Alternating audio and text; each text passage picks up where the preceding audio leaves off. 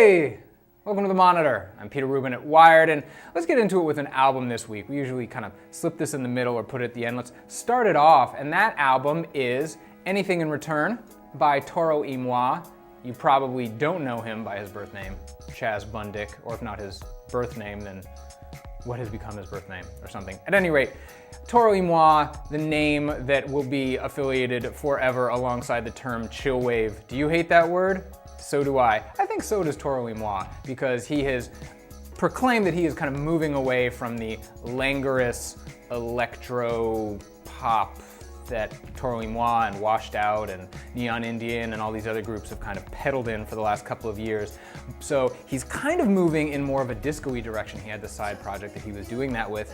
Though, between you and me and whoever else is watching, it's pretty chill wavy, and this is not a complaint. I might hate the word, but I like the sound. And what's nice about this is, for me, who has a very difficult time listening to lyrically dense music when I'm working, I enjoy chillwave for this very reason. Sure, there are lyrics, but they get, it's all part of the experience. And this is all, keeps going with this, the new album from Toro that is out this week, Anything in Return. I suggest you give that a listen. Let's talk about comics. Okay, so I'm going to give you a thumbnail description, and I don't even think I came up with this, but it certainly has gotten into my head like I came up with it, so I'm just going to take credit for it and tell you that this is a comic book that is like the Da Vinci Code if it starred Velma from Scooby-Doo and also a superhero. And the comic book in question is called The Answer. I did not mean for that to come out that way. The comic book in question is The Answer. It starts this week on Dark Horse Comics, and it is drawn by Mike Norton, and actually the idea came from Mike Norton, but it has been being written by Dennis Hopeless, who just started doing Cable and X-Force for Marvel in the past month or two. Now, what's interesting about this for me is I happen to love 4-issue miniseries because it's kind of an in and out and nobody gets hurt scenario. It's not asking you to kind of buy in for months and years at a time. It's going to be a 4-month thing. It's going to cost you $12 to $16 depending on the book and the house, and what you're going to get out of it is a nice, tidy, contained arc. The Answer #1, which is out this week, as I mentioned on Dark Horse, kind of brings together the Velma character in question is actually a librarian who loves puzzles, which is near and dear to my heart because I love puzzles and my mother was a librarian. Enough about me. There is this superhero involved whose name is, let's see if you can come up with the answer. The answer is The Answer. The superhero's named The Answer. At any rate, their paths cross. There are nefarious bad guys involved. There may or may not be a cult involved. It is off to a rollicking start. And it is definitely going on my weekly, or my monthly rather, to-do list.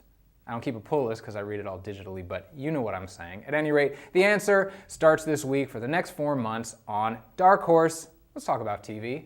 The TV show I want to talk about this week actually started last week, and I shamefully did not know about it until we had already taped The Monitor. But I also want to blame the network. The show in question is Real Husbands of Hollywood on BET, which may sound familiar to you because starting in 2011, comedian Kevin Hart produced these as small interstitial segments for the BET Awards. It was a parody, it was lampooning the whole Real Housewives of Atlanta, New Jersey, wherever cities they are.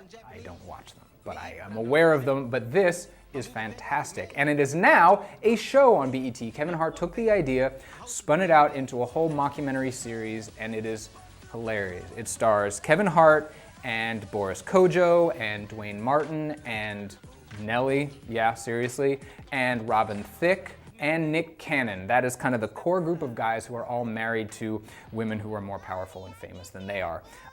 Except Kevin Hart, who's not actually married, I don't think. But Kevin Hart's star has been rising in recent years. Not only his stand-up, but he's had a recurring role on Modern Family, and he had one of the best guest appearances on the ill-fated Party Down that I've ever seen as a business-minded rapper. But Kevin Hart is hilarious, and his deadpan is like no other. The show is freewheeling and a little bit of improvisational, but it is hilarious. Kevin Hart he deserves as much as he's getting and more. If you don't think this sounds like a show you would find funny, I defy you because you are wrong and you should watch it. It is on Tuesday nights. This is the second week it's on. They run reruns all the time. Real Husbands of Hollywood, seriously, take it from me, sleeper hit. Huh? Or this? This is bad quality, dude. That's not a breakaway suit, is it? Yes, it is. Damn it, Shake! I've been trying to find a breakaway suit forever! You wanna do the honors? Why? Tell me why. But that is it for the Monitor this week. We will be back next week with more pop culture. But until then, inspirational catchphrase here.